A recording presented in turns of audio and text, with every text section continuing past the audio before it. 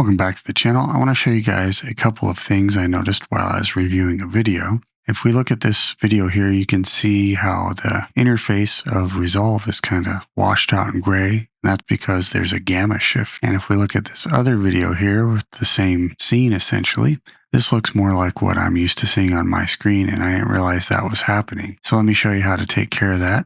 There's a couple settings in DaVinci to look at. Just check and make sure they're in the right spot. First up, under your preferences, if we hit Command, comma, under the general system, there's a checkbox for automatically tag Rec 709 scene clips as Rec 709A. So that kind of gets your 709 stuff sitting in the right spot. And then we have some on the export menu here. If we go under the advanced, which is usually shut down here, so hit the arrow to open that up.